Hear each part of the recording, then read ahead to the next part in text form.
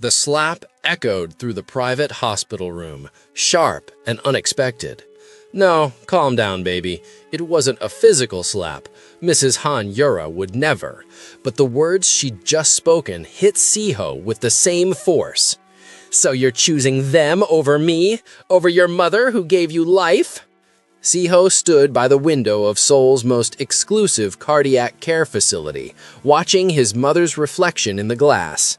3 days since her heart attack, 3 days of her recovering in this pristine room with its view of the Han River, 3 days of her building up to this moment. I'm not choosing anyone over anyone, Uma, Siho said quietly, still facing the window. I'm choosing everyone. That's the point. Mrs. Han Yura sat propped against silk pillows, looking deceptively fragile in her hospital gown. But Siho knew his mother. The heart attack had been real, terrifyingly real, but she'd been medically cleared for light stress 2 days ago, and she'd been weaponizing her condition ever since.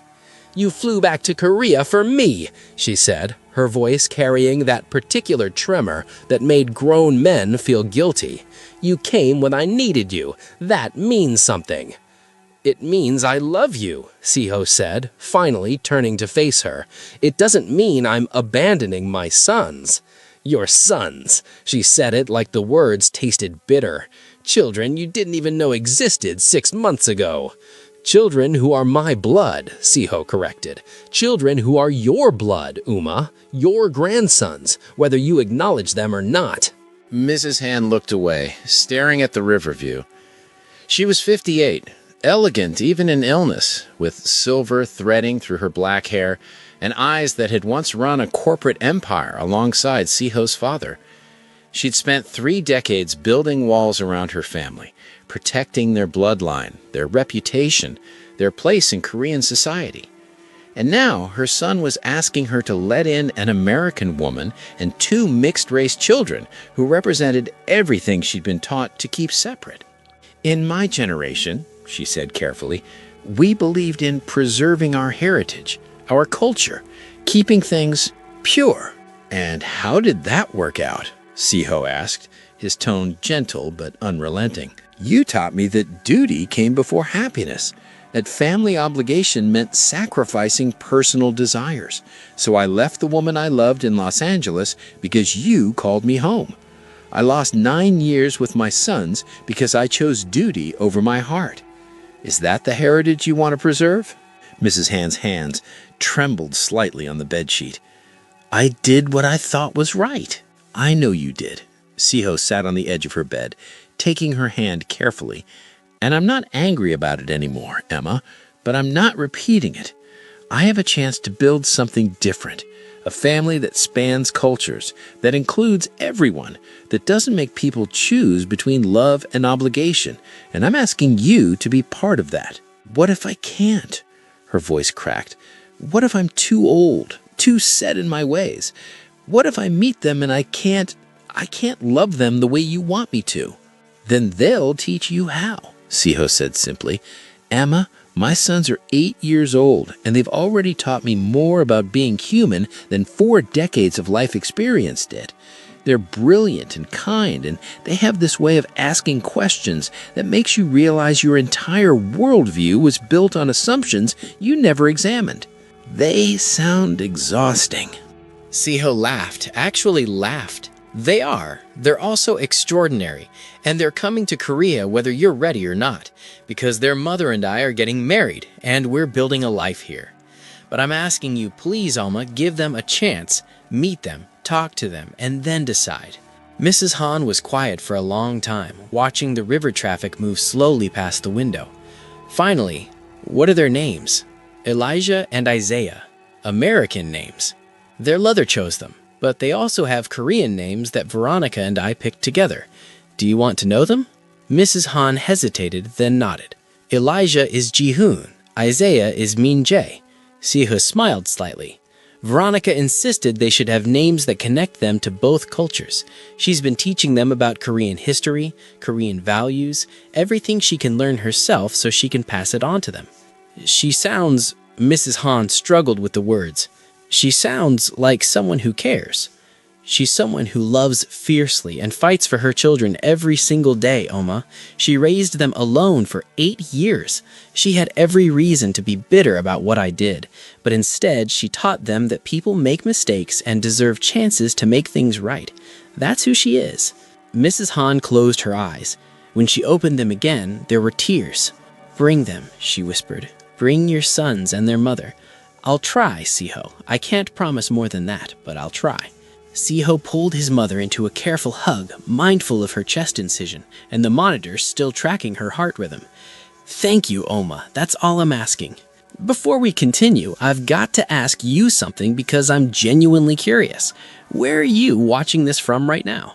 Like, are you team phone in bed at 2 a.m., team laptop at your desk pretending to work, or team smart TV in the living room? Drop a comment and let me know what device you're on and where in the world you're watching from, because I'm pretty sure nobody actually uses tablets anymore, but I could be wrong.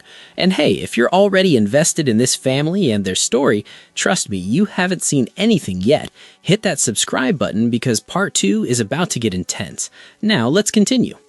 The Crescendo Entertainment boardroom was silent in the way rooms get silent when powerful people are trying to decide if they're about to make a terrible mistake. Han Siho stood at the head of the conference table, facing 11 board members who looked varying degrees of skeptical. To his right, David Park, his former head of security, now CEO, sat with a tablet and an expression that said he'd seen this coming. "Chairman Han," said board member Kwan, a man in his 60s who'd been with the company since Siho's father founded it. "We appreciate your dedication to maintaining your role as chairman while CEO Park handles daily operations. But the reality is, you're not here. You're in Los Angeles more than you're in Seoul. Your attention is divided. Perhaps it would be better for everyone if you stepped back entirely." Several heads nodded around the table. Siho let the words settle, studying the faces watching him, some sympathetic, some calculating, all of them wondering if he still had what it took to lead. "You're right," Siho said calmly. "My attention is divided. I've been building a relationship with sons I didn't know existed, supporting my mother through a serious health crisis, planning a marriage that will merge two very different families. It's been complicated, messy, and very human." He pulled out his tablet and connected it to the boardroom display. "But here's what you're missing about divided attention," Siho bringing up the first slide. "You're assuming that being physically present equals strategically effective. It doesn't. My 8-year-old sons taught me that." Board member Kwan blinked. "Your sons taught you?" "They taught me that intelligence isn't about doing everything yourself. It's about understanding systems well enough to guide them efficiently." Siho pulled up Crescendo Entertainment's quarterly reports. Under CEO Park's leadership, we've seen 12% revenue growth, 18% increase in employee satisfaction, and we've secured 3 major international partnerships. Daily operations are thriving. The next slide showed a comprehensive strategic vision document, market analysis, growth projections, new business initiatives. "What daily operations don't show is long-term vision," Siho said. "While CEO Park executes brilliantly, I've been working on these: expansion into AI-driven music recommendation algorithms, international artist development programs that identify talent in emerging markets, and entertainment technology investments that position us ahead of industry shifts." Board member Kwan leaned forward, studying the projections. "When did you develop all this?" "Over the past 3 months," Siho said, "while having dinner with my sons every night, while helping them with homework, while learning that an 8-year-old's perspective on resource allocation is surprisingly sophisticated." Director Kim, a younger board member, smiled slightly. "Your sons understand resource allocation?" "They understand that the most valuable resources aren't always financial. Last week, Isaiah, that's one of my sons, he asked me why Crescendo spends 40 million won annually on fancy office furniture, but only allocates 20 million won for employee mental health programs. He said that seemed backward because happy employees produce better work than employees sitting in expensive chairs." The room was silent. "He's 8, Siho added, "and he's right. I've redirected 15 million won from facilities budget to expanded mental health coverage and professional development programs. We'll see the impact in next quarter's employee retention rates. An 8-year-old suggested that? Director Kim asked, incredulous. An 8-year-old who's been watching me work and asking questions about why we do things the way we do them, Siho confirmed. He and his brother have this way of cutting through corporate justification to ask the one question that matters. But does it actually help people? And I realized I'd spent 20 years not asking that question enough. Board member Kwan sat back in his chair, studying Siho with new interest. I think we'd all like to meet these children. You will, Siho promised. They're coming to Korea next week with their mother. My mother wants to meet her grandsons. And fair warning, if you ask them their opinion on anything, they'll give you an honest answer whether you're ready for it or not. They're 8, said Director Kim again, like he couldn't quite process this. They're 8 and they read corporate earnings reports for entertainment, Siho said. I wish I was joking. Elijah, my other son, he once spent an entire dinner explaining why Netflix's debt-to-equity ratio wasn't as concerning as investors thought, because it reflected growth investment rather than operational failure. The vote of confidence passed unanimously. As the board members filed out, several stopped to shake Siho's hand and ask about his sons with genuine curiosity rather than polite obligation. When the room emptied, David Park stood and clasped Siho's shoulder. That was brilliant, using your sons to demonstrate strategic thinking while also humanizing your divided attention. I wasn't using them, Siho said quietly. I was telling the truth. They have taught me more about effective leadership in 3 months than I learned in 20 years of business school and boardrooms. They ask why about everything, David. They don't accept, because that's how we've always done it, as an answer. It's exhausting and illuminating, and it's made me better at this job, not worse. When do they arrive? 5 days. Veronica's wrapping up her semester at the school in Los Angeles, the boys are saying goodbye to their friends there, and then, Siho smiled slightly, then my 2 worlds collide and we see if this actually works. It'll work, David said confidently. You've already done the hard part. What's the hard part? Choosing.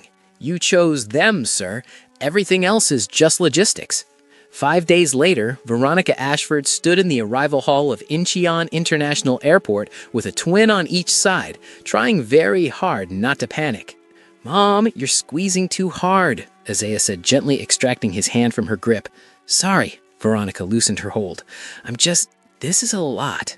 It's gonna be fine, Elijah said, pushing his glasses up his nose with the confidence of someone who'd done risk assessment calculations.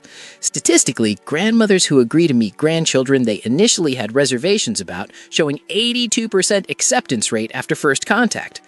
Where did you get that statistic? Veronica asked. I made it up, but it felt reassuring. Did it work? Despite everything, Veronica laughed. A little bit. Do you think Haomione will like us? Isaiah asked quietly. Veronica crouched down to their eye level. I think she'll love you. Eventually. She just needs time to unlearn some things she was taught when she was young. Can you be patient with her? We're good at patient, Elijah said. Except when we're not, Isaiah added honestly. Except when you're not, Veronica agreed, kissing both their foreheads. But I know you'll try, and that's all. Dad! Both twins took off running before Veronica could finish, and she straightened to see Siho emerge from the crowd, looking tired and hopeful and completely overwhelmed with emotion as 2 small bodies slammed into him at full speed. He caught them both, one in each arm, lifting them off the ground, despite the fact that they were getting too big for this. Veronica followed more slowly, giving them their moment, watching Siho's face transform into something bright and unguarded. When she reached them, Siho pulled her in with one arm while still holding the boys with the other, and for a moment they stood in a tight circle in the middle of the arrivals hall, a family unit that had been broken and scattered and was finally, impossibly, coming back together. Ready? Siho asked quietly, his lips close to Veronica's ear. Not even a little bit, Veronica admitted. Haomioni's terrified too, Siho said. So you'll be terrified together. That's basically the same as being brave. The drive to Mrs. Han's estate took 45 minutes through Seoul traffic that the twins found endlessly fascinating. They pressed their faces to the windows, pointing out familiar landmarks from when they'd lived here before, chattering in a mix of English and Korean that came so naturally that Veronica sometimes forgot they were switching between languages. "Ooh, that's the cafe where Mom got her coffee every morning," Isaiah said in Korean, then switched to English. "Remember, Mom? The one with the cat?" "I remember," Veronica said. "You two named him Chairman Meow." "Because he sat in the window judging everyone," Elijah explained to Siho. "Very authoritative. Hence, Chairman." Siho smiled. "Your Korean has gotten even better since you left." "We practice," Isaiah said. "Mom found this language exchange program online where we video call with kids in Seoul and talk about school stuff. It's pretty cool." "They're better at Korean than I am at English," Veronica admitted. "I can order food and ask for directions, and that's about where my skills end." "Your Korean is beautiful," Siho said firmly, "and getting better every day." The estate appeared through the trees exactly as Veronica remembered from photos Siho had shown her. Traditional Korean architecture blended with modern elements, all clean lines and natural materials.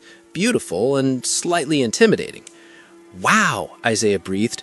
"Halmoni lives here?"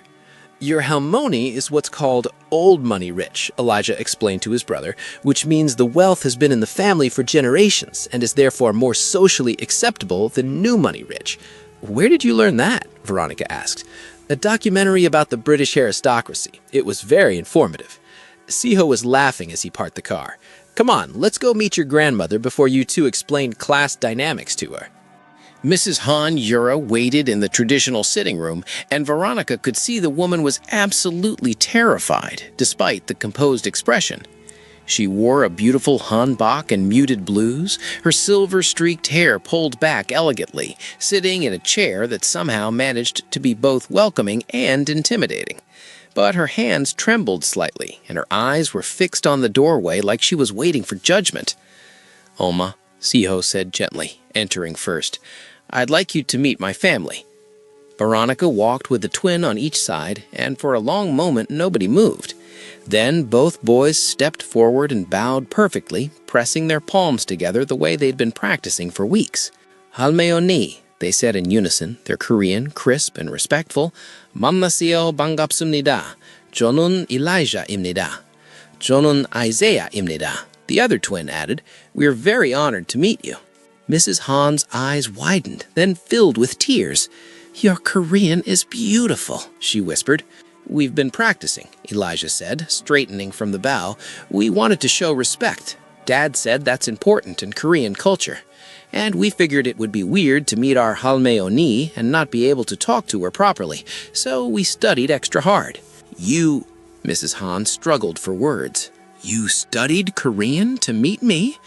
"Well, we already spoke Korean. We lived in Seoul for 3 years, but we studied formal Korean specifically for meeting you. There's a difference between how you talk to friends and how you talk to elders. We didn't want to be accidentally disrespectful." Mrs. Han pressed her hand to her mouth, overcome. When she finally spoke, her voice shook. "Siho said you were extraordinary. I thought he was being a proud father, but you really are." "We're pretty normal," Isaiah said. "We just read a lot and ask questions." "Nothing about you is normal," Mrs. Han said, and suddenly she was smiling through her tears. "Come, sit, please. I've had tea prepared." The formal tea service was beautiful. Traditional Korean teas and delicate porcelain, small, elegant rice cakes arranged artfully. The twins sat perfectly still, waiting to be invited to take something, demonstrating patience that Veronica knew was costing them effort because they were 8 and tea ceremonies were boring. "Your father tells me you're very intelligent," Mrs. Han said, studying them. "We like learning," Elijah said carefully. "What do you like to learn about?" "Right now I'm reading about the Joseon dynasty," Isaiah said, "specifically about Sejong the Great and the creation of Hangul. Did you know that before Hangul, only aristocrats could read and write because classical Chinese was too complicated? Sejong created an alphabet system specifically so common people could be literate. That's incredible."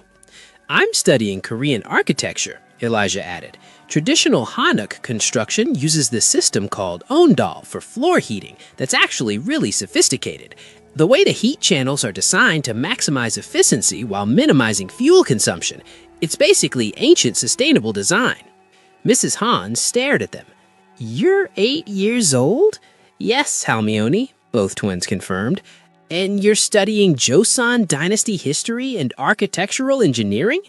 And physics, literature, music theory, and about 6 other things, Veronica said. They get bored easily. I stopped trying to keep up around age 6. We're not trying to show off, Isaiah said earnestly. We just really like learning things. Is that weird? No, Mrs. Han said softly. That's wonderful. You're wonderful. She looked at Veronica with something like awe. You raised them alone for 8 years. I did, Veronica confirmed. And you taught them Korean history, Korean values. I taught them to be proud of both their heritages. They're American and they're Korean, and those things don't contradict each other. They're also Black and Asian, and those things don't contradict each other either. They're whole people who contain multitudes. I just tried not to mess that up. You did more than not mess it up, Mrs. Han said. You raised kind, brilliant, culturally aware children who care enough about an old woman's feelings to study formal Korean just to make her comfortable. That's extraordinary parenting. Thank you, Veronica said quietly. No, Mrs. Han's voice was firm now. Thank you for giving my son a second chance, for bringing my grandsons into the world, for being strong enough to raise them alone when you shouldn't have had to. Thank you. And just like that, the first wall came down. The next 2 weeks fell into a rhythm that surprised everyone with how natural it felt. The twins returned to Seoul International School, where their arrival caused enough excitement that Mrs. Kim had to calm down the cafeteria before they could eat lunch. Friends they'd made during their previous 3 years in Seoul welcomed them back with enthusiasm.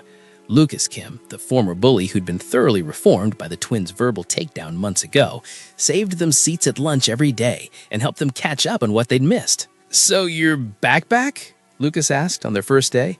"Like, permanently?" "Looks like it," Isaiah said. "Our parents are getting married and we're living with our Halmione now." "That's the grandmother, right?"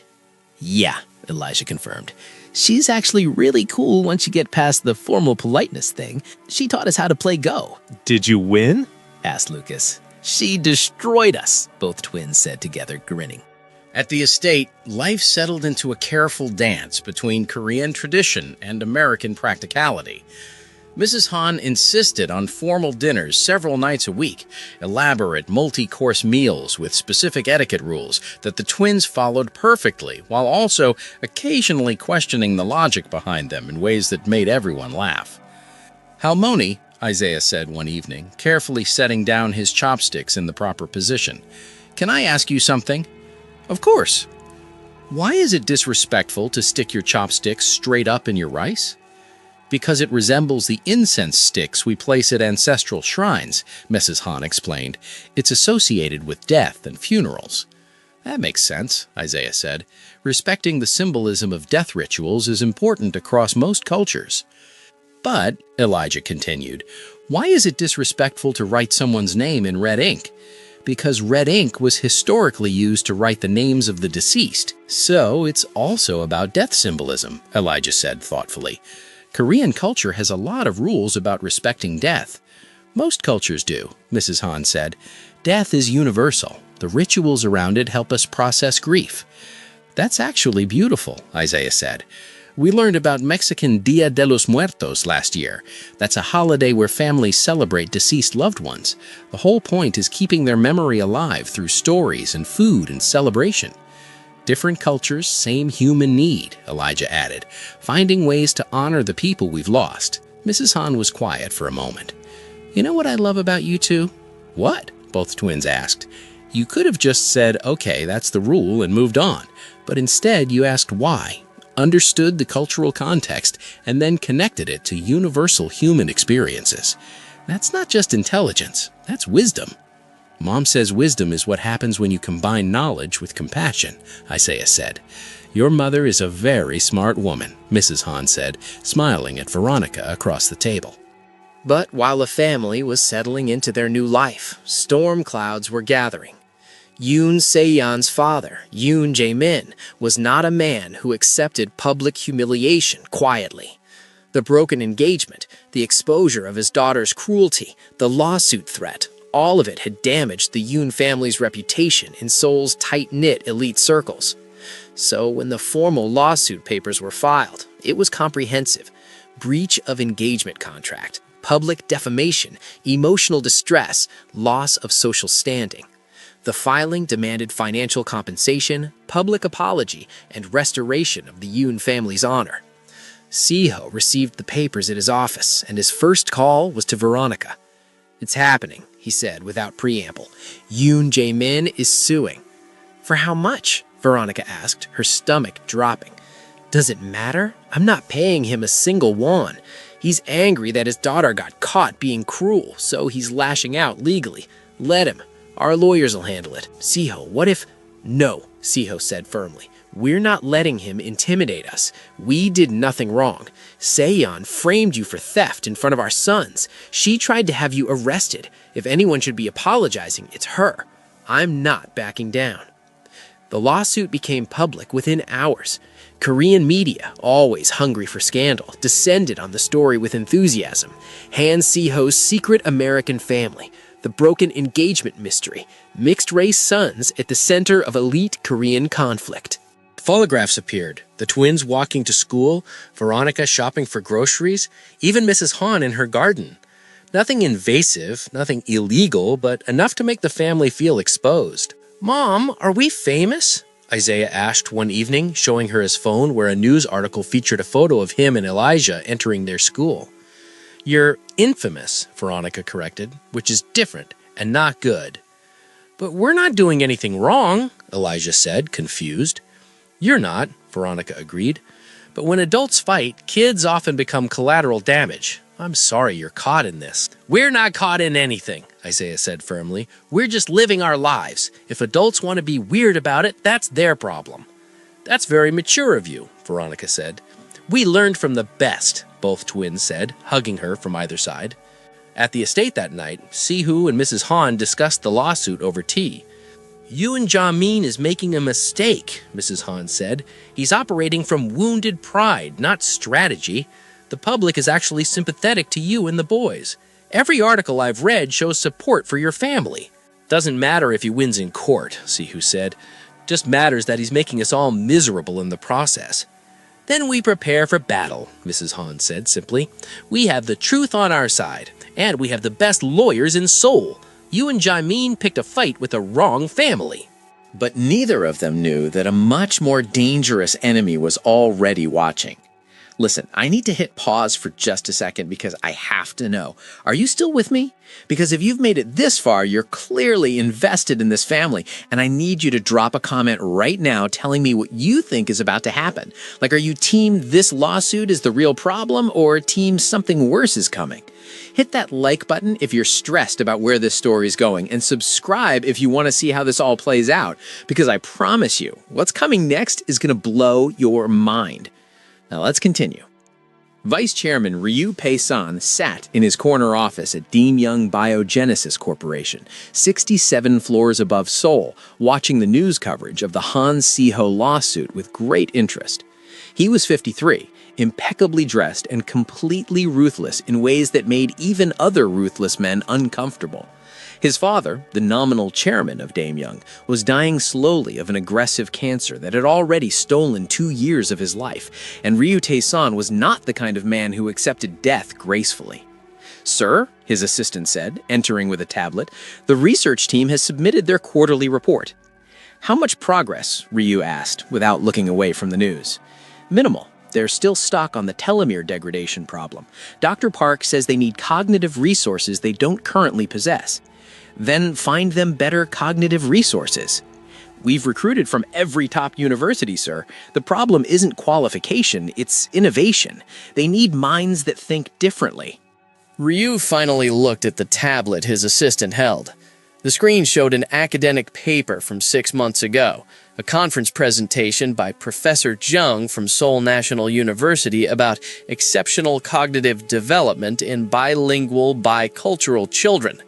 The paper mentioned, without naming, 2 8-year-old brothers with IQ scores above 150 who demonstrated unprecedented analytical reasoning combined with emotional intelligence. Professor Jung, in her enthusiasm for these remarkable children, had presented their anonymous case study at an academic conference attended by researchers from 15 countries, and someone in that audience had sold the information to the highest bidder. "These children," Ryu said slowly, "Jung's unnamed prodigies. We've identified them?" "Yes, sir. Han Siho's sons, Elijah and Isaiah Ashford, ages 8, currently living in Seoul with their mother and grandmother." "How convenient," Ryu said softly. "And their father is currently distracted by a lawsuit from the Yoon family." "Yes, sir." "The Yoon family," Ryu smiled coldly. "Yoon Jaemin's company has been bidding against us for government contract for 5 years. Annoying man. Very prideful, but he can help us. His daughter was involved in some scandal with Han Siho, wasn't she? Broken engagement, sir, rather public. How unfortunate for her." Ryu studied the news coverage again. Photos of 2 small boys with intelligent eyes and confident postures walking to school without security, without protection. "And these children attend Seoul International School." "Yes, sir." "That's not very safe," Ryu observed. "Anything could happen to unprotected children in a busy city." Whatever plan the vice chairman had was communicated within minutes. The assistant left, and Ryu turned back to the view of Seoul spreading out beneath his office.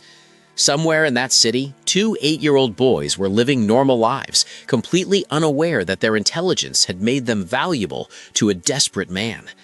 He felt no guilt about what he was planning. In his worldview, intelligence was a resource like any other, something to be acquired, utilized, and maximized. The fact that it happened to be housed in children's bodies was inconvenient but not prohibitive. His father was dying. These children could help save him. The math was simple.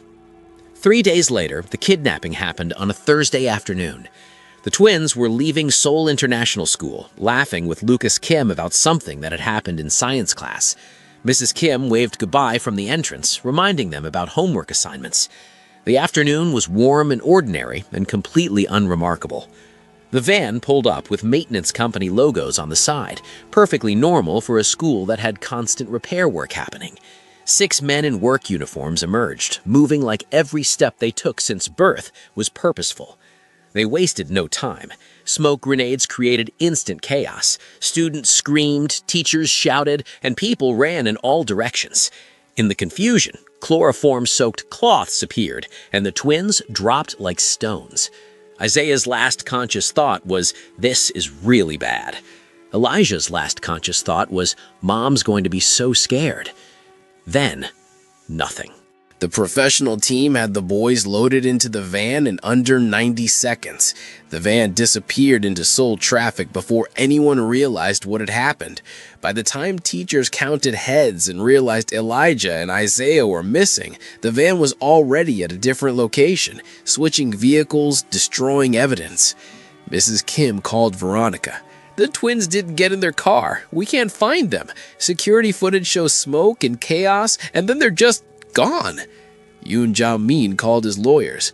"My daughter Suryeon is missing. She left therapy an hour ago and never came home. Track her phone, now."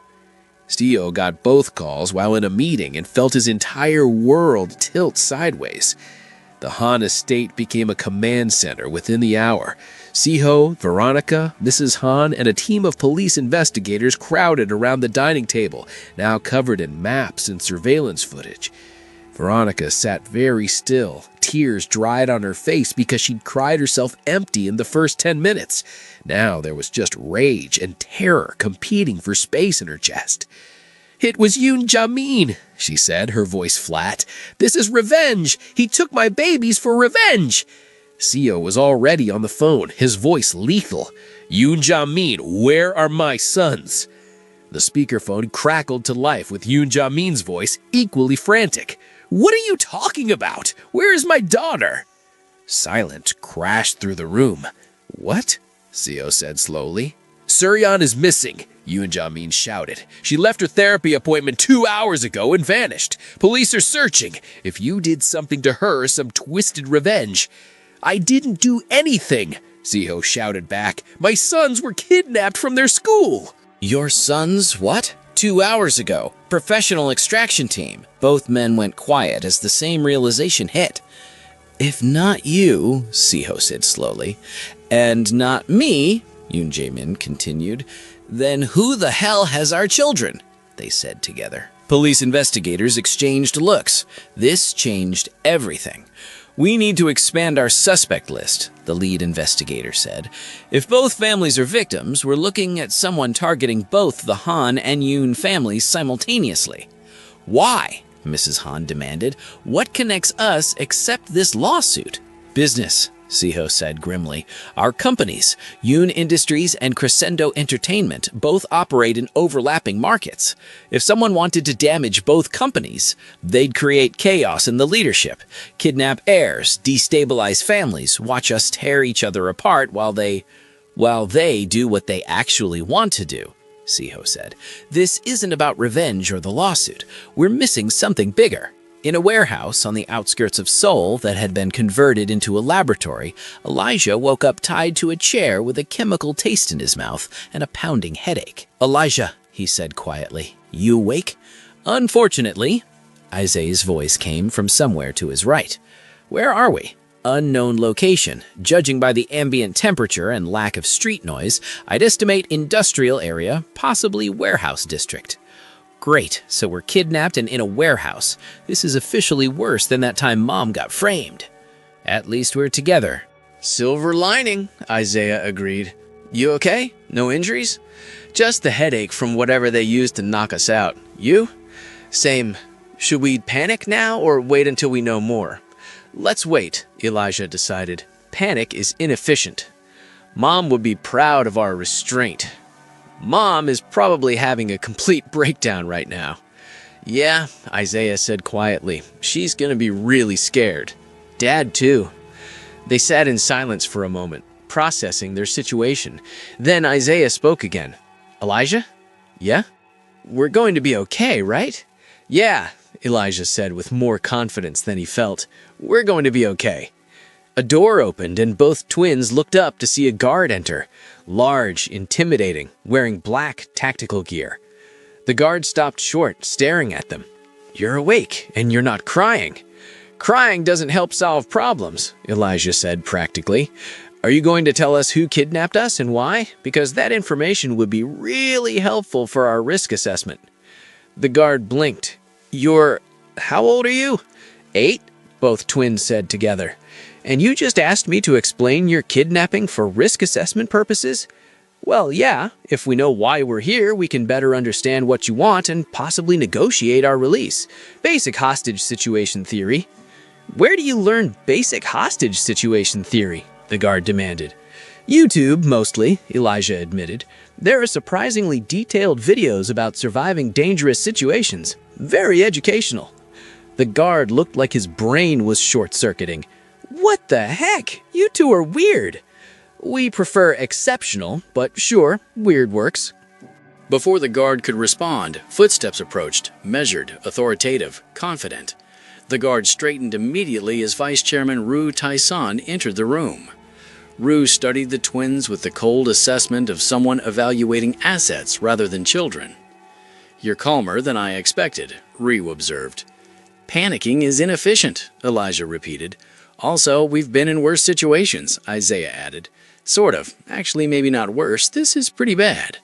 But we're not going to give you the satisfaction of being scared, Elijah continued, so you can stop with the intimidating entrance and just tell us what you want. Bro, I thought villains were supposed to be scarier than this. Hollywood lies to us, Isaiah. Roo's eyebrows rose slightly. You're 8 years old, and you just told me to stop being intimidating. You're a full-grown adult man and you kidnapped children, Isaiah countered. That's way weirder than us being calm about it. This is embarrassing, and you're supposed to be the villain here? Like, seriously, why not pick on someone your own size? Go fight Godzilla or Superman or something. They'd be more of a challenge. Despite himself, Roo almost smiled. I've heard you're exceptional. IQ scores above 150. cognitive abilities my research team lacks. Is that why we're here? Elijah asked, his tone sharpening. You want us to solve something for you? Very astute. And if we refuse? You're 8 years old, Rue said coldly. You don't have the option to refuse. Actually, we do, Isaiah said. You can't force our brains to work. We could just give you wrong answers. How would you know the difference? Seriously, I'm so disappointed. How's this man a villain? Ryu's expression darkened. Then I'd have to find ways to motivate you.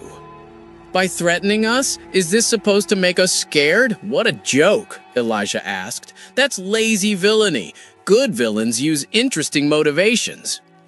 Where do you learn about villain motivation? Ryu demanded. Books, mostly, Elijah said. We read a lot.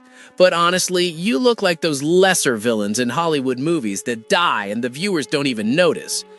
What? You kids are... Then they heard it, sobbing from somewhere else in the room. Both twins froze. Who else is here? Elijah asked, his voice suddenly tight.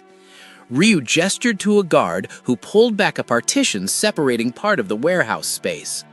20 feet away, Seon sat tied to a chair, makeup streaking down her face, terrified and crying. Both twins' eyes went wide. Miss Yoon? They said together, completely shocked. Seon's head snapped up. Elijah? Isaiah? She looked equally stunned. What are you doing here? We were kidnapped, Elijah said. What are you doing here? I was kidnapped too. The twins looked at each other, then at Ryu, understanding dawning. You took us and her? Elijah said slowly. Why? Because your father's company competes with mine, and Miss Yoon's father's company also competes with mine. Taking you gives me leverage over both families. It's efficient.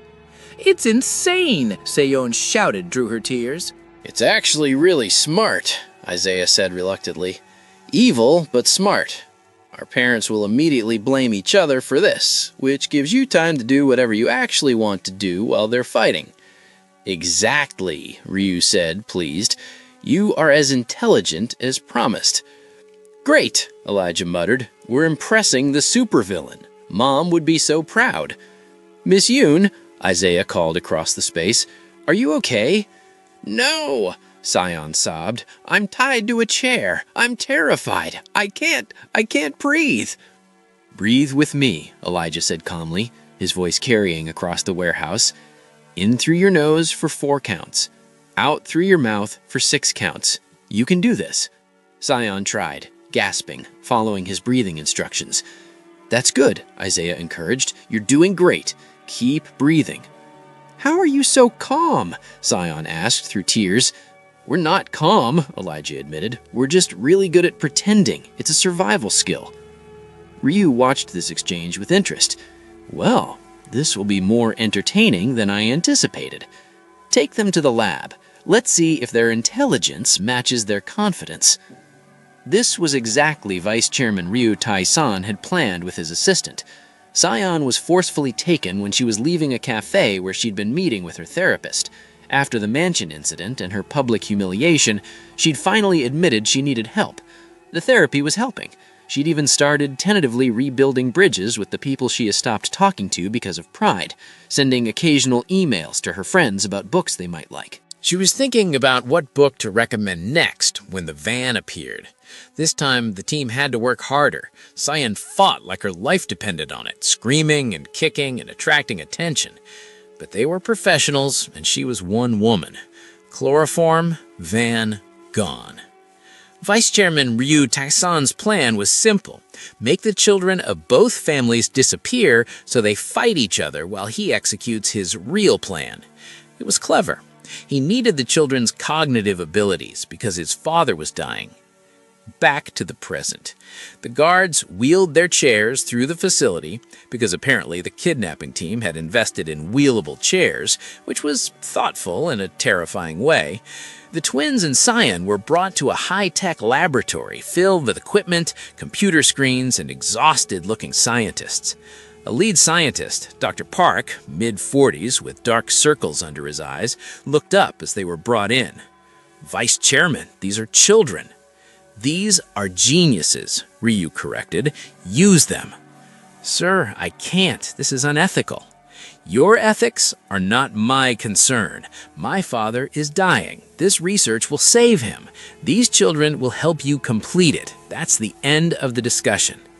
Dr. Park looked at the twins with clear discomfort and apology. I'm sorry, he mouthed. It's okay, Elijah mouthed back. Not your fault. Ryu pulled up screens showing complex cellular biology research, telomere extension models, genetic manipulation theories, regenerative medicine equations that made even the twins' eyes widen slightly. This is my life extension project, Ryu explained. My father has terminal cancer. This research is designed to halt cellular aging and regenerate damaged tissue. But we're stuck. My scientist can't make the cognitive leaps necessary to solve the fundamental problems. So you kidnapped children to do it for you, Isaiah said flatly. Now you're slowly getting into the villains league, because that's definitely going in the most evil thing I've ever seen category. Your opinion is noted, Ryu said coldly. Dr. Park, show them the telomere degradation problem.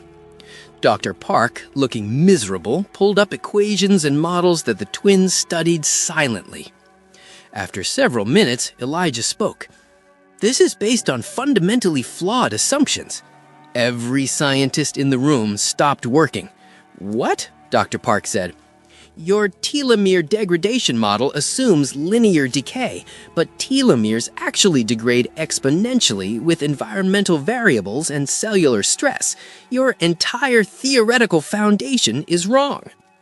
That's what I've been saying, Dr. Park burst out, then caught himself. Also, Elijah continued, studying the screens, even if you could somehow stop cellular aging at the telomere level, you can't stop death. Accidents, disease, organ failure from causes unrelated to aging. Your premise is philosophically impossible. Not impossible, Ryu said coldly. Difficult. No, Isaiah said firmly. Impossible. You're trying to achieve immortality through cellular manipulation. But death isn't just a cellular process. It's systemic, environmental, accidental. You could have perfect telomeres and still die from literally anything else. Then fix it, Ryu demanded. Make it possible. We can't, Elijah said, because it's not a matter of intelligence. It's a matter of reality. Death is part of life. You can extend life, maybe, but you can't eliminate death. That's not how biology works. Then you're useless to me, Ryu said, his voice dropping to something dangerous. Wait, Dr. Park said quickly. They're not useless. They just solved in 5 minutes what we've been stuck on for 6 months. They're telling us the truth. The research itself is flawed. If we redirect toward realistic life extension rather than impossible immortality. My father doesn't have time for realistic, Ryu snapped. He needs impossible. Your father needs you to accept reality, sir wannabe villain, Isaiah said quietly. We're sorry he's dying. That's really sad. But kidnapping kids won't save him. For a moment, just a moment, something flickered across Ryu's face. Pain, maybe. Grief. Then it was gone, replaced by cold determination. Keep working, he ordered his scientists. If these children won't help willingly, find ways to motivate them. He left, and the twins were stuck in the lab with scientists who looked increasingly uncomfortable with the ethical nightmare they were trapped in. So-yeon, still tied up, but close enough now to see and hear everything, spoke up. You two just told a supervillain his entire life's work is scientifically impossible. Well, it is, Elijah said. You're the bravest people I've ever met, So-yeon said, her voice full of awe and terror. Or the craziest. Probably both, as I admitted. Dr. Park approached their chairs, his voice low. I'm sorry. I never wanted this. None of us did. But he's our employer. He funds our research, and his father really is dying. That doesn't make this okay, Elijah said. I know, Dr. Park said miserably. I know it doesn't. Then help us escape, Isaiah said quietly. You're a scientist. You're smart. Help us get out of here. Dr. Park looked torn, glancing at the guards stationed around the lab. I don't know if I can. You can, Elijah said firmly. You just have to choose to. Over the next several hours, while Ryu paced in his office and made increasingly threatening phone calls, the twins did what they did best. They observed, analyzed, and planned. They noticed that the youngest guard, maybe early 20s, clearly uncomfortable with the whole operation, kept frowning whenever Ryu's orders were particularly cruel. They noticed that Dr. Park and two other scientists had a habit of leaving certain equipment unlocked, as if hoping someone might use it. They noticed that Sayan, despite her fear, was watching guard rotation patterns and door locations with increasing focus. And they had an idea. Miss Yoon, Isaiah whispered during a moment when guards were distracted, can you scream, like really loudly? What? Sayan whispered back, confused. We need a distraction, Elijah explained quietly. You start screaming about dying or being terrified or whatever comes naturally, guards will come running, and we move. That's your plan? Screaming? You have a better one? Sayon thought about it, about being helpless, about these two children who destroyed her cruelty with kindness months ago and were now trying to save all their lives, about the fact that she'd wasted years being selfish and terrible, and maybe this was her chance to be brave. Okay, she whispered, I'll sell it. And she did. Saeyeon started screaming, raw, terrified screaming about dying and never seeing her father again, and please, someone, anyone, help. It was visceral and real, and immediately brought every guard in the facility running. In the chaos, the young guard accidentally dropped his keys near the twins' chairs. Isaiah grabbed them, freed himself and Elijah with hands that only shook a little. Elijah had been working on a crude signal transmitter using lab equipment. Dr. Park had left the parts unlocked by accident, and he threw it through a high window. Isaiah grabbed chemicals he recognized from science class and mixed them, creating a smoke reaction that set off alarms. Saeyeon freed herself using the confusion. Dr. Park opened the emergency exit and shouted, "Go!" The twins grabbed Saeyeon's hands and ran. Outside, Seoul police were already converging on the location, having traced the signal. The warehouse was surrounded within minutes. Lower-level operatives surrendered immediately, hands up, clearly relieved this was over. But Ryu Taeson was gone, escaped through a private exit, protected with wealth and connections, already on a plane to somewhere without extradition. And then Veronica was there, bursting through police barriers like they didn't exist, screaming her son's names. "Mom!" The twins crashed into her at full speed, and she collapsed to her knees, pulling them close, sobbing into their hair. Siho was right behind her, wrapping around all three of them, and Mrs. Han arrived moments later, moving faster than her cardiologist would approve, joining the pile of family on the ground. Saeyeon stumbled toward her father, who caught her and held her while she fell apart. Later, much later, at the hospital where everyone was checked despite being physically fine, Yoon Jae-min approached the twins with careful formality. "You're the children," he said stiffly. "Are you Miss Yoon's father?" Isaiah asked, even though he knew the answer. "Yes, and you're Siho's sons." "Yes, sir." Jaemin was quiet for a moment. "My daughter says you saved her life." "We helped each other," Elijah said. "That's what you do when you're in trouble." "She also said you kept her calm when she was terrified," Jaemin continued, "that you taught her breathing exercises and told her she'd be okay. You were children yourselves, scared and kidnapped, and you still took care of her." "She's our friend," Isaiah said simply. "Sort of. We're working on it." Jaemin looked at his daughter, really looked at her, and saw someone different from the spoiled socialite he'd been coddling. He saw a woman who'd survived something terrible and had learned compassion in the process. "The lawsuit," Jaemin said abruptly, looking at Siho. "I'm dropping it." Siho blinked. "What?" "I'm dropping it," Jaemin repeated. What happened today, it made me realize how stupid our fight was. We were so busy blaming each other that we didn't see the real threat. My daughter could have died. Your sons could have died. And it would have been while we were in court fighting over hurt pride. "That's very mature of you," Siho said carefully. Your sons taught me that, Jamin said. These 8-year-olds who kept my daughter alive and gave her courage when she had none. If children can be that brave and that kind, maybe adults should try harder. We're trying, Isaiah said seriously. It's hard, but we're trying. Jamin almost smiled. You're extraordinary children, both of you. Thank you, both twins said together. Later, Soyan asked to speak with Veronica and the twins privately. I need to say something, Soyan said, her voice still shaky from the ordeal. I was terrible to you. At the gala, at my house, all of it. I was cruel because I felt small, and I took it out on people who didn't deserve it. We know, Elijah said, and we forgave you. Even before today, Isaiah added, we figured you were just scared and lashing out. People do that sometimes. You forgave me before I even apologized? Soyan asked, stunned. Friends, Soyan repeated, like the word was foreign. I don't deserve friends like you. Nobody deserves friends, Isaiah said. You just find people who care about you and try not to mess it up too badly. That's very wise, Soyan said, starting to cry again. We learned it from our mom, both twins said, looking at Veronica with pure love.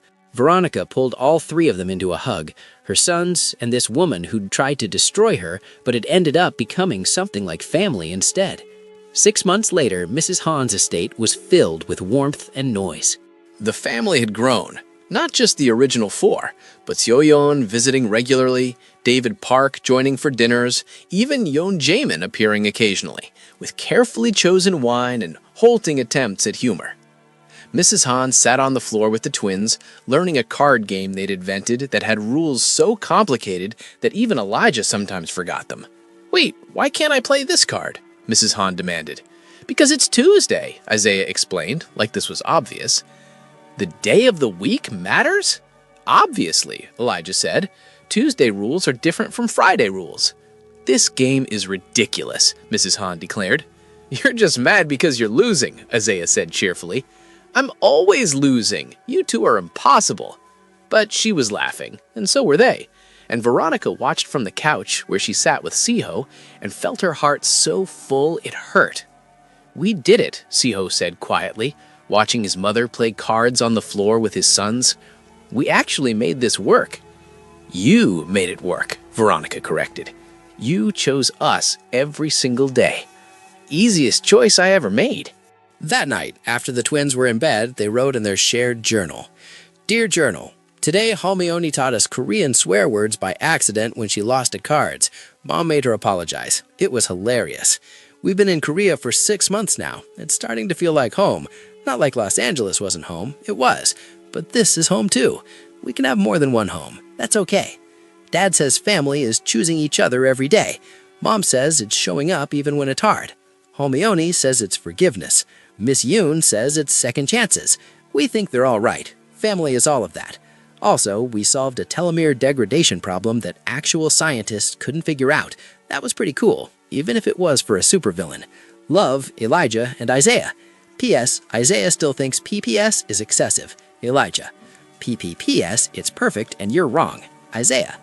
Before you go, listen, this story wasn't just about brilliant kids outsmarting kidnappers or families learning to love across cultural divides.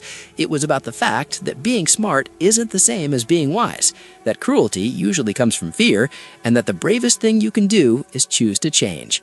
Those 8-year-olds understood something most adults forget, that people are complicated, that forgiveness isn't weakness, and that family isn't about perfection. It's about showing up and trying and choosing each other even when it's hard. Real strength is admitting you were wrong and doing better. Thank you for watching. You're amazing, and God loves you.